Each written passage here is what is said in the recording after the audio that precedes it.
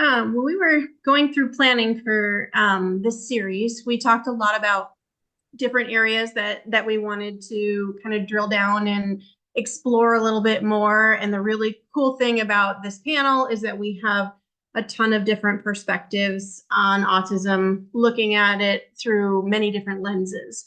And so one of the areas that we haven't been able to talk about so far, but we wanted to start the series with was social skills and looking at it specifically through a neuro-affirming lens in the school setting.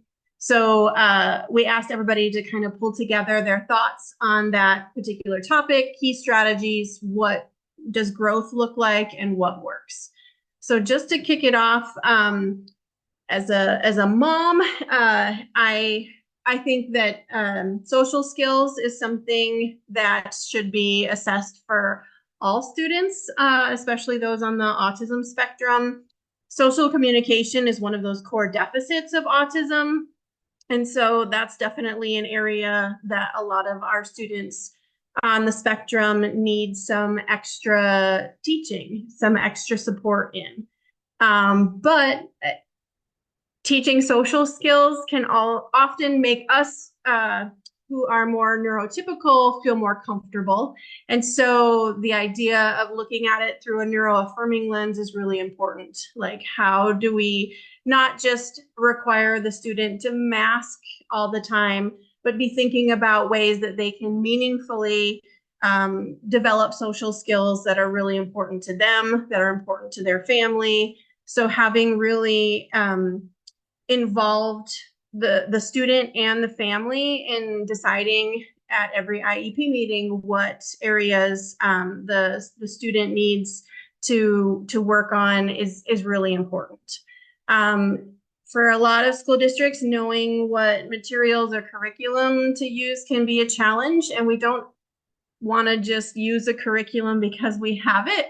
It's really important to match up what materials you're using for the particular skill that your student needs to develop. But there are a variety of different materials out there. There's even more beyond the few that I've listed here, but those are available for incorporation into whatever IEP goal the team decides to focus on. In my experience, social skills groups are really successful when you shoot for a small number of students and really target the skill that you want to work on. Sometimes just being a part of the group and coming to the group can be super overwhelming for some students. So the approach really needs to be individualized and specifically tailored for that individual student. For my own child, having 2 or 3 other peers there is really overwhelming. And so just pulling out one specific peer and practicing the skill, then the next week pulling out a different peer and practicing the same skill has been really beneficial for her. And one of the strategies that has worked really well for her is peer-mediated instruction and intervention. It's an evidence-based approach, an evidence-based strategy. And the hardest part of implementing a PMII group is getting adults to prompt the peers and not that target student. And from my perspective, peers can be fantastic teachers, and incorporating them as early on in the educational process for a student can be really successful. And it normalizes their participation in the classroom and them being just included and part of their classroom family. And so I recommend doing that from a really early age. And sometimes success looks very different depending on each individual student. So I think it's really important to discuss with the student, with the family, with the IEP team, what does success in terms of developing social skills look like for this particular student? Because sometimes just getting them there to the social skills group or getting more interactions with other peers is the really challenging part. So those are a few of my thoughts, but I will pass the torch on to Christy. Christy, what in your opinion works, and what are your views on it? Yeah, absolutely. So I'm going to come at this from an SLP or a speech language pathology perspective. And when SLPs are, working with students with autism, we're going to take a look at their pragmatic language skills. And so it's kind of a different angle from social skills, but it's really how a student is using their language to interact socially with adults and peers. And so what's most important is that when we're designing goals for therapy, for pragmatic language, that we want to focus on three main areas that are really going to have the most impact. That we want to be able to highlight a student's strengths, as that's really going to be a foundation for growth for that student. It takes what a child is already successful at, and then we're going to build on it. The goals that we select should be for the skills that are going to be the most functional, that are going to have the most impact with that student's life and ability to navigate that social scene. Um, and then also, when we align our activities with the students' interests, we're going to get more engagement and a lot more motivation to participate. And that student's going to make a lot more progress a lot faster too. And so, kind of a quick example, I had a student that I worked with last year who has autism, and he really had this strong desire that he wanted to learn how to play a board game with some friends. But the he struggled, but it was also I think a strength of his too, that he, at times he could be very scripted in his conversations, but and he also relied on a lot of visual cues to get him started in that conversation. So he has this interest and this very functional skill of wanting to play a game with a peer, and we used his strengths of, he has this really strong strength of being able to reference visual cues and to use, augmentative and alternative communication to develop some simple scripts, and then we use some scaffolded supports to teach him the steps to play a game, as well as we gave him some likely conversation starters and common phrases that might be said to kind of kick him off and get him started in that interaction. And so we use kind of those three big skills to really kind of help him grow, and he really made some nice progress when we came at it from that perspective. Um, some other areas when we're looking at pragmatic language that we want to target that really have the most impact, we want to make sure students really have a strong, robust communication system, whether it's we're using oral speech or we're using augmentative and alternative communication, but making sure they've got a robust communication system that they can communicate with any partner in any setting about any topic. We really want to help kids be able to develop self-advocacy skills, as well as understanding multiple perspectives. I think perspective taking is huge, and that's something we're going to get into in just a little bit. And then also teaching kids problem-solving skills, like understanding cause and effect, and how, I did this, and so this happened, or being able to make predictions. If I do this might happen. Being able to come up with solutions to solve problems, all of that can be very, very powerful with developing their pragmatic language skills as well. So Julie, if you'll head over to that next slide for me. Thank you. So it comes into this double empathy problem. And I know Susan's going to help me explain this a little bit, but essentially, previously science was based on the thought that people with autism possessed this neurological problem that needed to be fixed, which required that autistic individual to carry the entire load of change until they look and behave as a neurotypical. And this model is now being challenged quite a bit in literature and social media everywhere. And that really now society is being encouraged to view autism through a new lens. And so this is the premise of this idea of the double empathy problem. It's this idea that both autistic and neurotypical people struggle to understand each other. And it's not that all autistic people have all the social deficits. And it's instead, we're going to view it that all people have different ways of processing sensory information and experience the world in different ways, which results in a struggle to relate to each other, right? So it's coming at it from both sides. And that to help, we want to support successful interventions that are positive and beneficial on both sides, so that each side needs to shift and accommodate a little bit more. So instead of focusing on this person needs to change, the focus is now on that interaction between the two people and how we can support an overall positive interaction. So I'm going to turn it over to Susan, and I'm going to let her kind of go into more detail with this.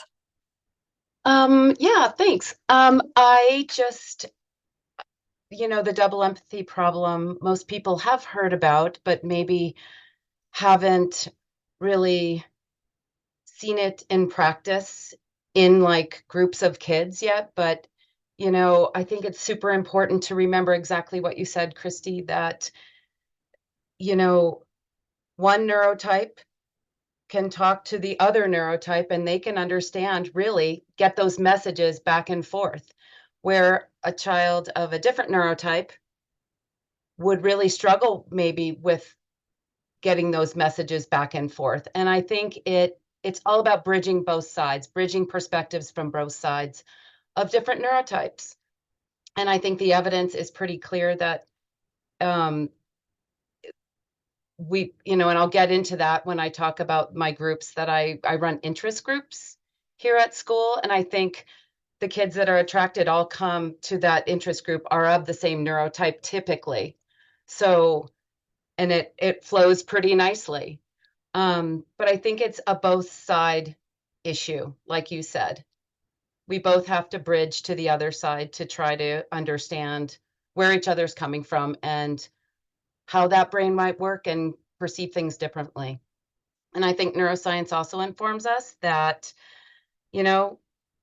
neurological differences are a natural and normal variation in the human condition, basically. So with all that, it's a great way to kind of shift our thinking in how do we promote authentic connections with other people and authentic communication, so that we can support kids' diverse ways of thinking, communicating, and socializing without really defining one right way. And I think it's just somewhat of a shift for people to get used to, right? Using affirming language and how we talk about kids. Anyway, can you go to the next slide?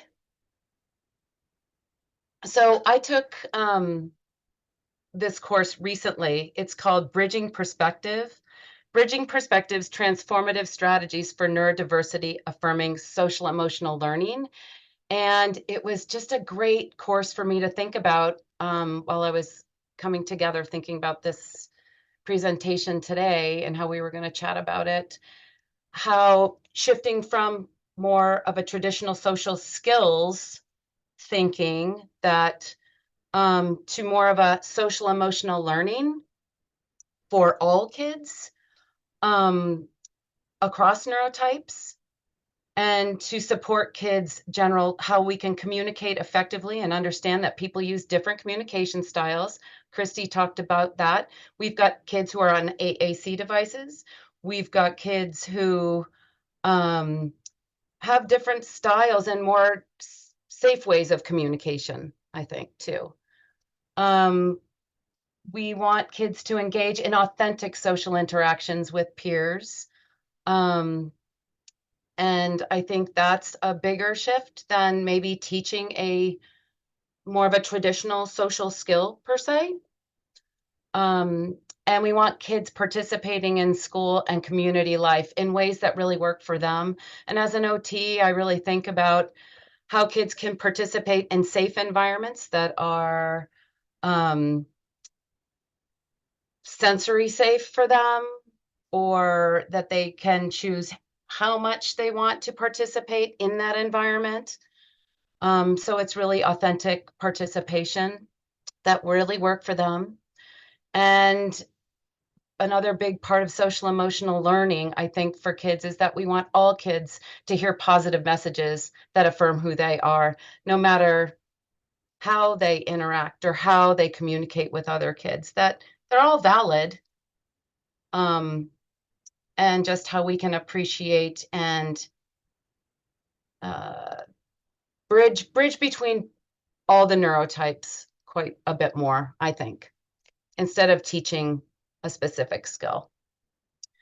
In one of the elementary schools that I work in, I started it with a speech language pathologist last year, that we started an art interest group, and we had a couple of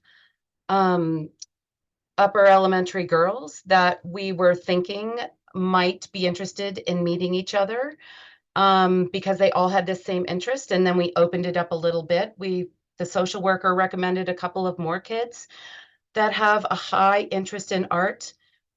And what we really saw evolve, we just provided the materials and blocked out one day a week where they could bring their lunch down.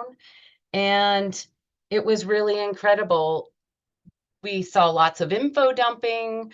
We saw lots of joyous movement because kids felt really safe in that space. And the joy was remarkable. And we've kept that going throughout the year. And these kids found each other on the playground. But it was really quite something. And I think that finding high interests of kids and giving them a safe place to do that can really help foster a really safe place to not mask Yeah, and learn about each other. that's a really, really neat strategy. I love that idea. Krishan, I wonder, from your perspective as a person with autism and a parent, what are your thoughts on this topic? So obviously I have two teenage daughters who were diagnosed back in elementary, and then I was diagnosed about 3 years ago. Um, I'll just point out an example. Like my youngest, she's a speech and language teacher, and I think there's about three different ones in that room. But she will come to me and say that she prefers one over the other because maybe I don't know how to put this, but the one will be very friendly and she sees it as not deep and not genuine. So she will put a wall or a shield up versus the other one that seems more relaxed and easygoing. So she'll open up more to her. And I think it's kind of what's the word? Because she has to do a test like every few years to exit out. And she hasn't been able to exit out of this speech and language because it's given by the one that she doesn't prefer, the speech and language teacher that she doesn't prefer. So it's almost like she's just guarding herself because I don't know, vibes are a thing or. Um, but yeah, it's hard for her to just open up. Like she could easily talk her head off with this one speech and language teacher, but the other one she will go mute for. And I don't know what else I could provide. Like if you have a question, like a specific question, or because I have so much, No, go it's hard to ahead. just get it all out. Yeah, share whatever your thoughts were on the slide or whatever you prepared. Okay, and then also like if the environment is super noisy, chaotic. Even just today, I had to fill in for a one-on-one at school, and as soon as the room became really chaotic, he just went inward. He started getting a pencil and like drawing on his socks, and before, when it was calm, he was able to do the work. He was able to like copy the teacher's notes on the TV. But then as soon as it became chaotic and noisy, he just turned inward. Sorry, Krishan, I'm just going to stop your video because the sound is funny on that. Okay. See if it helps.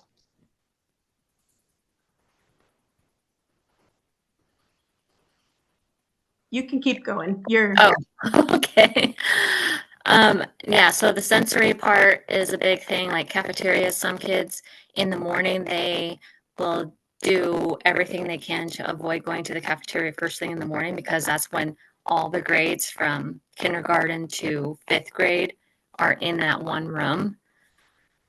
That's a really good point because sometimes we're looking at those environments to try to build social skills. So, yeah. Yeah. And then I even find myself still to this day, like my significant other will talk to me if I'm driving and pulling out of the driveway or making certain turns left and right. And I'm like, okay, remember, I can't really give you my 100% attention because I'm on the highway. Yes, I can. But when I'm like making those city turns and stuff, I can't.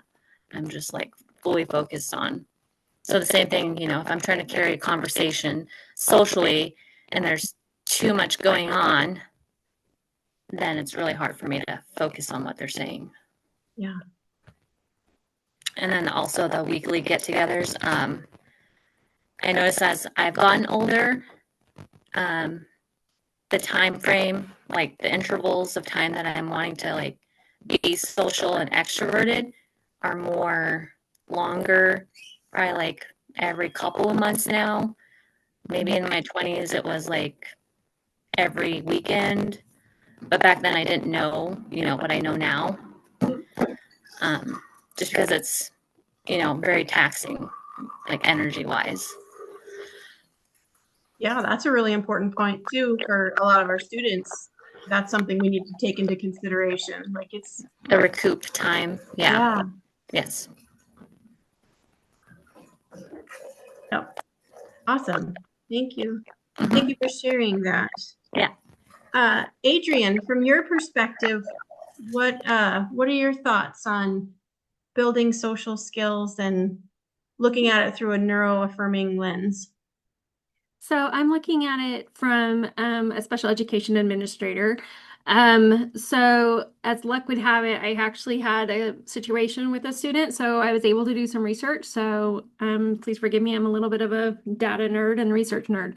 So this is what the latest research is showing in regards to doing social skills through special education in the school setting and through IEPs, that we need to have a paradigm shift that is so that it uses not neurotypical standards of this is what is the expectation for social skills. We need to look at what is for these neurodiverse students, what would be more appropriate for them.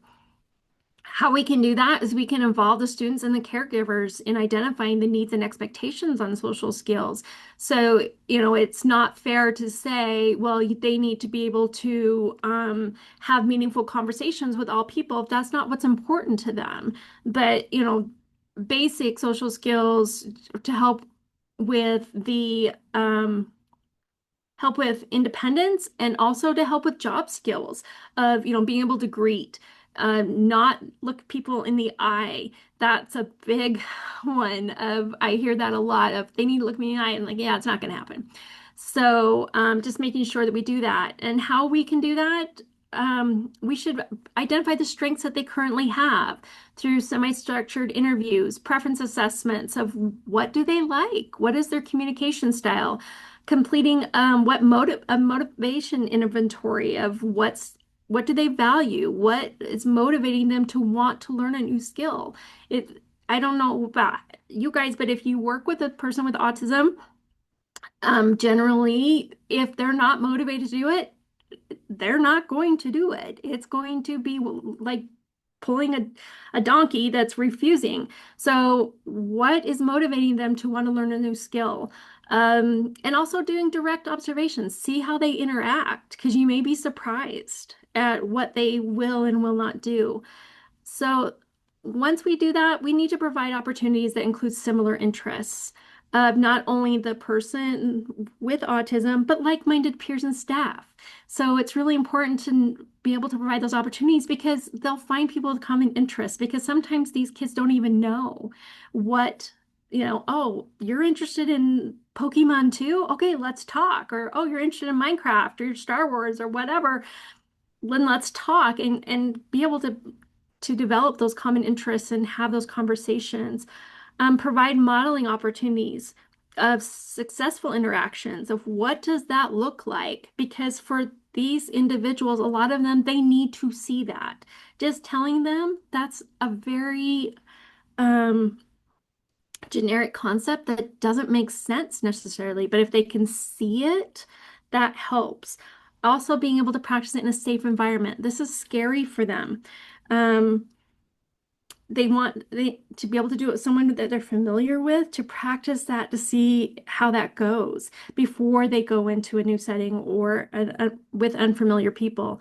And then allow for evaluation by the individual and the caregivers of, did this work? Did it not work? What did you like? What didn't you like? And be able to adjust accordingly so that they have a say and it becomes meaningful to them, because ultimately this is their program. This is their plan. This is to help them, not to help us. And so it's unfair to put our set standards or society standards on them if it's not meaningful to them.